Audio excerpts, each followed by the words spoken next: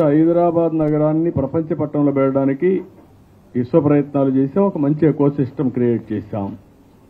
ఇక్కడ వచ్చిన ముఖ్యమంత్రులందరూ కూడా రాజశేఖర్ రెడ్డి మొదలుకొని రేవంత్ రెడ్డి గారి వరకు ఎవరు డిస్ట్రాయ్ చేయలేదు ఎకో సిస్టాన్ని. అదే మాదిరిగా మేము ఆ రోజు చేసిన పనులు ఆటో పైలట్లో ఉన్నాయి. ఈ ప్రజానీకానికి మంచి జరిగింది. దానికి నేను సంతోషపడుతున్నాను. ఆంధ్రప్రదేశ్ రాష్ట్రానికి వస్తే టోటల్గా విధ్వంసం జరిగింది. నా టైంలో నేను 4వసారి ముఖ్యమంత్రిని, 4th టైం ముఖ్యమంత్రి అయితే మొత్తం అక్కడ చూస్తా ఉంటే నాకే అర్థం కావడం లేదు. బ్రాండ్ ఇమేజ్ దెబ్బతినింది, అప్పుల పాలైపోయాం, ప్రతి ఒక్క వ్యవస్థ విధ్వంసం అయింది. మళ్లీ రీబిల్డ్ చేయాలి. అలాంటి సందర్భంలో అక్కడ రీబిల్డ్ చేయాలి, ఇక్కడ మనోభావాలు గౌరవించాలి. రెండూ జరగాలి. Wheel work it out. ఆ అమ్మాయికి ఒకసారి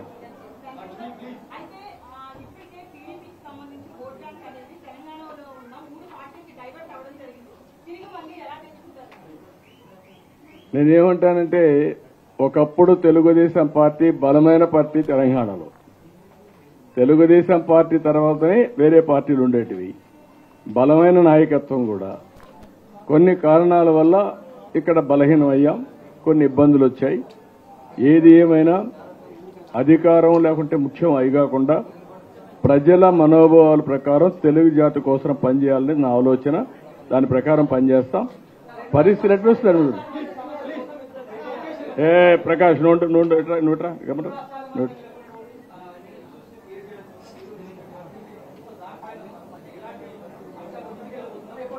నేను లాస్ట్ టైమే చెప్పాను. నేను ఏదైతే ఇద్దరం కలిసి ఒక మంచి వాతావరణంలో సమస్యల పరిష్కారం చేసుకోవాలని.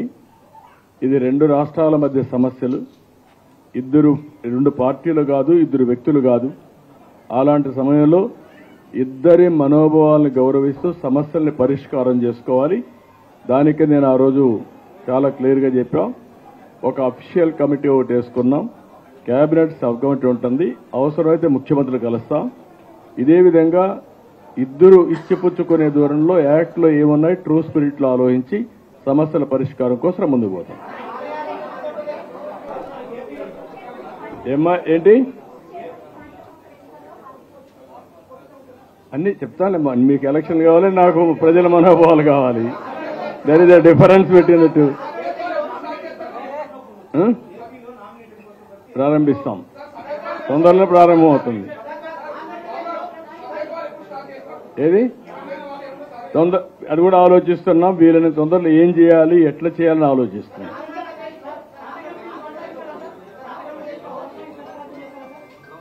ఆంధ్రప్రదేశ్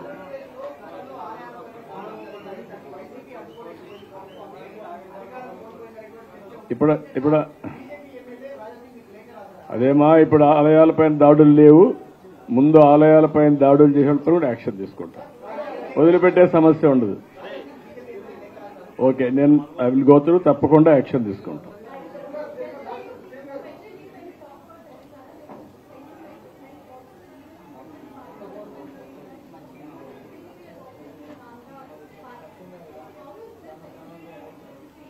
ఒకటేమ్మా గుర్తుపెట్టుకోండి, తెలుగుదేశం పార్టీ తెలుగు వాళ్ళ పార్టీ, తెలుగు జాతి కోసం పెట్టిన పార్టీ తప్ప ఒక ప్రాంతం కోసరం, ఒక ఊరు కోసరం, ఒక కులం కోసరం, ఒక మతం కోసరం పెట్టింది కాదు. కొంతమంది రాజకీయం కోసం మాట్లాడితే ఎవరేం చేయలేరు. కానీ ఈరోజు తెలంగాణకు కానీ ఆంధ్రాకు కానీ తెలుగు జాతికి ఏం చేశారో ప్రజలు అడిగి చెప్తారు. మీరు కూడా నువ్వు ఎప్పటి నుంచో ఉన్నావు. నువ్వు అడిగే మునుపు నువ్వు వాళ్ళని అడగాల. ఈరోజు నువ్వు ఇక్కడ కాదమ్మా, ఇన్ను ఆ రోజు నేనేసిన రోడ్డు మీద నువ్వు తిరుగుతున్నావు. నువ్వు ఇప్పుడు మాట్లాడుతున్నావు. అదే నేను అడిగేది. ఎక్కడికి వెళ్ళదు, ప్రజల మనసుల్లో ఉంటాయి. మంచి ఎప్పుడూ మంచిగానే ఉంటుంది. ఇక్కడేమి ఎవరికి స్వార్థం లేదు. మళ్ళా తెలంగాణ బాగుపడాలి, తెలంగాణలో ఉండే తెలుగు జాతి అగ్రస్థానానికి వెళ్ళాలి. ఆ రోజు నేను వేసిన పునాది మీరు చూస్తే తెలంగాణ నెంబర్ 1 ఇప్పుడు తలసరి ఆదాయంలో దేశంలో నెంబర్ 1 వచ్చింది. నేను ఒక్కడనే చేశారని చెప్పలేదు. నా తర్వాత వచ్చిన ముఖ్యమంత్రులు కూడా దాన్ని ముందుకు తీసుకెళ్లారు. మనం వేసిన ఫౌండేషన్ వల్ల, బెస్ట్ ఎకో సిస్టమ్ వల్ల తలసరి ఆదాయం గుజరాత్ కంటే, మహారాష్ట్ర కంటే, కర్ణాటక కంటే తెలంగాణ ఎక్కువ ఉంది. దాన్ని నేను గర్వపడుతున్నా. నేనేం ఇది చేయడం లేదు. నేను అక్కడ డెవలప్ చేయాలి. నా చేతనైనంత వరకు తెలంగాణలో ఉండే తెలుగు వారికి కూడా న్యాయం జరగాలి. దానికి కూడా వర్క్ చేస్తాను.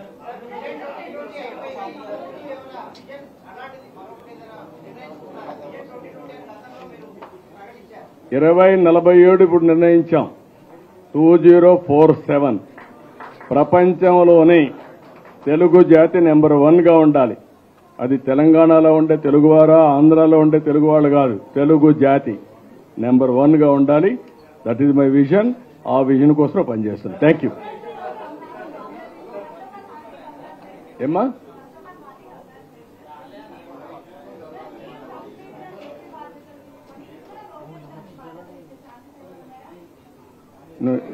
చాలా మీరు ఆలోచన విధానం మీరు చాలా ఫాస్ట్ గా ఉంది. మీ అంత ఫాస్ట్ గా మీరు ఆలోచించడం లేదు. అదేమా మీకు ఆలోచన విధానాలు చాలా ఫాస్ట్ గా ఉన్నాయన్న. అవన్నీ కాదు, మీరు గుర్తుపెట్టుకోవాలి. నేను అక్కడ గాని ఇక్కడ గాని తెలుగు జాతి బాగుండాలని కోరుకుంటున్నా, శ్రేయోభిలాషిగా చెప్తున్నా. దాన్ని ఏ విధంగా తీసుకుపోవాలని సహకరించుకుంటూ ముందుకు పోతాం. మీరు ఒకటే గుర్తుపెట్టుకోవాల్సిన అవసరం మళ్లీ చెప్తున్నా. నేను 2020 విజన్ అంటే నన్ను 420 అన్నారు. అదే ఆ రోజు నేను సెల్ ఫోన్ గురించి మాట్లాడితే సెల్ ఫోన్ తిండి పెడుతుందని మాట్లాడారు. అవన్నీ మనం చూశాం. కానీ ఈరోజు చెప్తున్నాం, భారతదేశం ప్రపంచంలోనే ఒక అగ్రస్థానంలో అగ్రభాగాన్ని ఉండబోతున్నాం. నాలెడ్జ్ ఎకానమీలో నెంబర్ 1 గా ఉండబోతున్నాం. దాని ఫలితాలు ఈరోజు మీకు హైదరాబాద్లో కనపడుస్తున్నాయి. ఏంటి నాలెడ్జ్ ఎకానమీని ప్రతి ఒక్కరు ఆలోచిస్తున్నారు. 25 ఏళ్లకు మునుపు హైటెక్ సిటీతో ప్రారంభించాం. ఫార్మాకు ప్రాధాన్యత ఇచ్చాం, ఫైనాన్స్కి ప్రాధాన్యత ఇచ్చాం, బయోటెక్నాలజీ ప్రాధాన్యత ఇచ్చాం. నెంబర్ ఆఫ్ ఇంజనీరింగ్ కాలేజీలు, నెంబర్ ఆఫ్ మెడికల్ కాలేజీలు పెట్టి ఏదైతే హ్యూమన్ రిసోర్స్ డెవలప్మెంట్కి ముందుకు పోయాం. ఒక ఐఎస్బి, ఒక IIIT, అవన్నీ నల్సార్ అన్నీ అప్పుడు వచ్చినట్టువే. ఒక ఉర్దూ యూనివర్సిటీ అన్నీ వచ్చాయి. కాబట్టి నేనేమంటున్నానంటే అన్నింటికంటే ముఖ్యంగా నాకు ఒక ఆలోచన ఉంది. ఆ ఆలోచన భారతదేశం అగ్రస్థానంలో ప్రపంచంలో ఉండాలి. దాన్ని లీడ్ చేసేది తెలుగు జాతి ఉండాలి. అది తెలంగాణనా, ఆంధ్రానా, నల్గొండ, నెల్లూరు అనేది కాదు. తెలుగు వాళ్ళు ముందు ఉండాలన్న ఆలోచన. దీనికి కూడా కొంతమంది ఉంటారు నువ్వు చెప్పడానికని. చెప్పే హక్కు నాకుంది, చేసే బాధ్యత కూడా నాకుంది.